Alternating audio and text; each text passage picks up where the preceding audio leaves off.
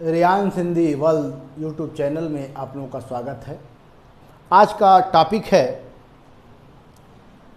इससे पहले हम पढ़ाए थे साहित्य की परिभाषा कि साहित्य की परिभाषा जो टीजीटी पीजीटी की दृष्टि से बहुत ही महत्वपूर्ण था, उसी पे हम केवल चर्चा किए थे। और इस वीडियो बनाने का मुख्य लक्ष्य यही है कि आप हिंदी साहित्य से अच्छी तरह परिचित हो जाए और उन शब्दों के बारे में आप जानें जो टीजीटी पीजीटी या असिस्टेंट प्रोफेसर के लिए बहुत ही महत्वपूर्ण है। तो आज हम लोग देखेंगे, लिखने से थोड़ा सा सुविधाजनक हो जाता है,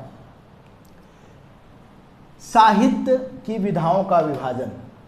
साहित्य की विधाओं का विभाजन मतलब साहित्य में कितनी विधा हैं उसका हम विभाजन करते हैं कि साहित्य में कितनी विधा है उसका हम विभाजन करते हैं।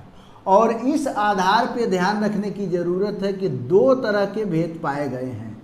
किस तरह के भेद पाए गए हैं? एक है शैली या बंध के आधार पे। बंध का मतलब होता है बंधा हुआ, कसा हुआ। बंध का मतलब क्या होता है? बंधा हुआ, कसा हुआ। तो एक शैली या बंध के आधार पर वर्गीकरण हुआ है और दूसरा इंद्रिय माध्यम के आधार पर, ठीक है, इंद्रिय माध्यम के आधार पर विभाजन हुआ है। तो ध्यान रखने की जरूरत है मित्रों कि जो शैली या बंध के आधार पे है उसके तीन भेद हैं। जो पहला भेद है, ध्यान रखिए, वो है पद। पहला भेद क्या है? पद। दूसरा भेद क्या है? गद। और तीसरा भेद क्या है? चंपू काव्य। ठीक है, तो गद और पद और चंपू काव्य किसके आधार पे भेद किए गए हैं? तो शैली या बंध के आधार पे। और बंध के अर्थ हमने बताया भी था कि बंध का मतलब होता है बंधा होना। ठीक है, तो पद में पद के भी दो भेद कर दिए गए। एक प्रबंध काव्य कह सकते हैं, प्रबंध पद कह सकते हैं, और दूसरा मुक्तक। ये दो तरह के पद पाए जाते हैं जो हम हिंदी साहित्य का जब विभाजन करते हैं या वर्गीकरण करते हैं। तो पद में दो भेद हैं, एक प्रबंध और दूसरा मुक्तक। ध्यान रखिएगा, मुक्तक। अब प्रबंध में जो भेद किए गए हैं वह पहला है महाकाव्य। प्रबंध का पहला क्या है? महाकाव्य। देखिए, महाकाव्य का मतलब ये होता है महान काव्य। मतलब वो महाकाव्य में अनेक सर्ग होते हैं, अनेक उपसर्ग होते हैं, अनेक जैसे नायक नायिका होते हैं। मुख्य नायक नायिका को छोड़ के उप नायक नायिका होते हैं, विलेन होता है, कई पार्टों में बटा होता है। कह सकते हैं कि जैसे उपन्यास है, उसी तरह जैसे उपन्यास में कई जैसे पात्र होते हैं, वैसे ही महाकाव्य में भी अनेक पात्र होते हैं। यह ध्यान रखने की ज़रूरत है। और उदाहरण की दृष्टि से हम पृथ्वीराज रासो को ले सकते हैं। जो चंद्रवरदाई का पृथ्वीराज रासो है वह क्या है? महाकाव्य है। जो पृथ्वीराज रासो है महाकाव्य है। उसी तरह जो पद्मावत है वह मलिक मोहम्मद जायसी का जो पद्मावत रचना वो क्या है? महाकाव्य है। और भी उदाहरण ले सकते हैं, जैसे रामचरितमानस क्या है? तो महाकाव्य है। साकेत क्या है? तो महाकाव्य है। तो महाकाव्य में कुल मिला जुला के कह सकते हैं कि महाकाव्य में जितनी भी रचनाएं आती हैं उसमें अनेक पात्र होते हैं, अनेक दृश्य होते हैं और बहुत लंबा चौड़ी उसकी कहानी होती है। और दूसरा जो भेद हम किए हैं, दूसरा पद का जो भेद है वह है खंड काव्य। मित्रों, ध्यान रखने की जरूरत है, एक होता है महाकाव्य तो दूसरा होता है खंड काव्य। और खंड काव्य का मतलब होता ये है, सीधा सीधा हम इसका अर्थ ले सकते हैं कि खंड काव्य में पात्रों की संख्या कम होती है। यानी महाकाव्य के अपेक्षा खंड काव्यों में पात्रों की संख्या जो है कि कम होती है। और किसी एक मुख्य पात्र को, ध्यान रखिएगा कि किसी एक मुख्य पात्र को इसमें महत्वपूर्ण स्थान दिया जाता है, जबकि महाकाव्य में कई पात्र महत्वपूर्ण स्थान पाते हैं। ये भी ध्यान रखने की जरूरत है। अब जैसे जो जयद्रथ वध है, याद रखिएगा, जयद्रथ वध, पंचवटी और ये क्या बोलते हैं, रश्मि रथी, ये तीन जैसे खंड काव्य का विशेष रूप से उदाहरण है। अब जैसे गुप्ता जी का जो पंचवटी है और जदरथ वध है, उसके बाद रामधारी सिंह दिनकर का रश्मि रथी है, उसके बाद कह सकते हैं कि सियाराम शरण गुप्ता का मौर्य विजय भी एक खंड काव्य के अंतर्गत है।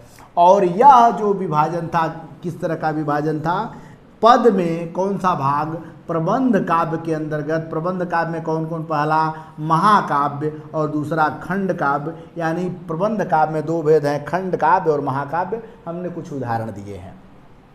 अब उसके बाद पद में ही एक दूसरा भाग होता है मुक्तब काव्य, ध्यान रखिएगा। और मुक्तब काव्य का मतलब क्या होता है? मुक्तब का मतलब ही होता है मुक्त, जैसे इसका कोई कहानी निश्चित स्टोरी नहीं होती है, ये जहाँ से अच्छा लगा वहाँ से उठा लिया और लिखना शुरू कर दिया।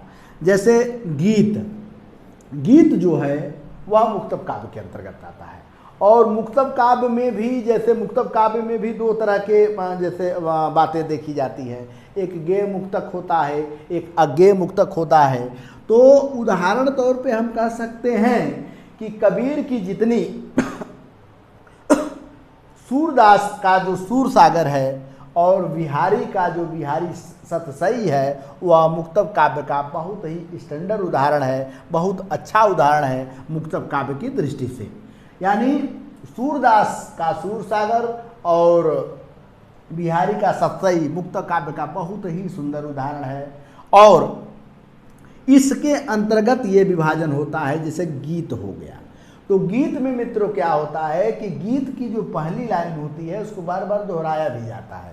गीत की यह सबसे बड़ी विशेषता होती है कि गेयता पाई जाती है, इसमें जो है कि चलता रहता है, गीतों के माध्यम से होती रहती है, पहली पंक्ति जैसे दोहराई जाती है।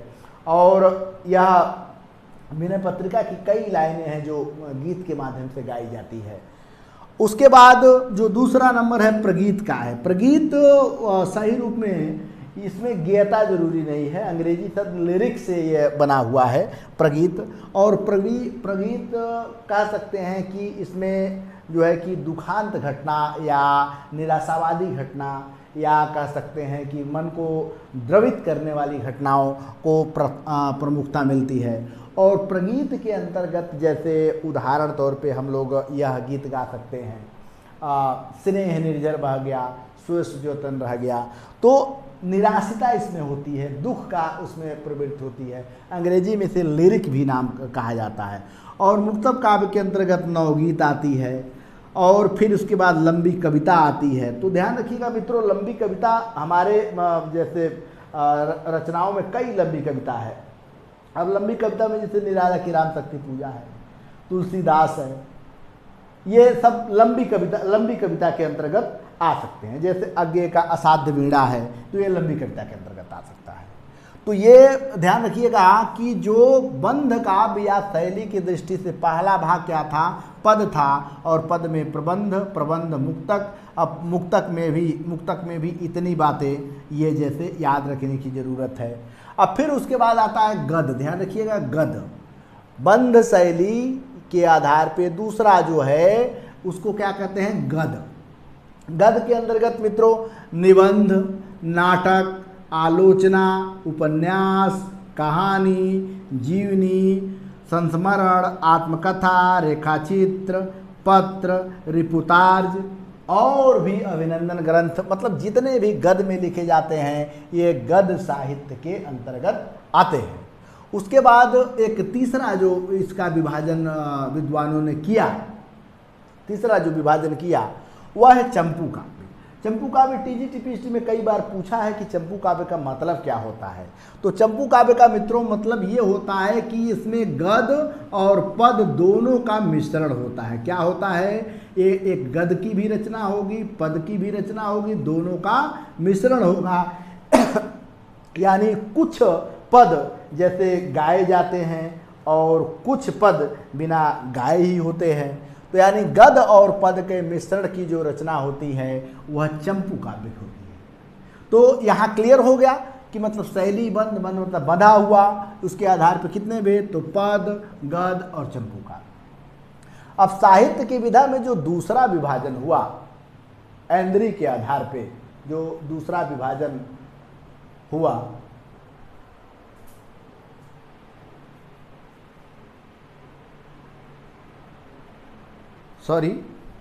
जो दूसरा विभाजन हुआ वो दूसरा विभाजन होता है तो ध्यान रखिएगा कि इंद्री जो इंद्री शब्द का विशेषण शब्द है, और इंद्री समझ ही रहे हैं कि इंद्रियां कितनी तरह की होती हैं। तो इंद्री के आधार पे दो भेद किया गया, ध्यान रखिएगा मित्रों, दो भेद किया गया। एक जो होता है दृश्य, यानी दृश्य जिसको दृश्य मतलब देखना, श्रव्य मतलब सुनना, तो यह श्रव्य यानी सुनने के आधार पे जिसको सुना जाता है, और दूसरा है दृश्य देखने के आधार पे, यानी इंद्रिय माध्यम के आधार पे विद्वानों ने दो भाग बांटा, एक श्रव्य और एक दृश्य। यानी श्रव्य काव्य या श्रव्य साहित्य, दृश्य काव्य या दृश्य साहित्य, दोनों को हम बंटवारा कर सकते हैं। और श्रव्य काव्य में वही बातें आएगी, श्रव्य काव्य में महाकाव्य आ जाएगा, उसके बाद खंड काव्य आ जाएगा, मुक्तब काव्य आ जाएगा, प्रगीत आ जाएगा। यानी श्रव्य क्या है, इसको हम लोग सुनते हैं, देखते नहीं, सुनते हैं।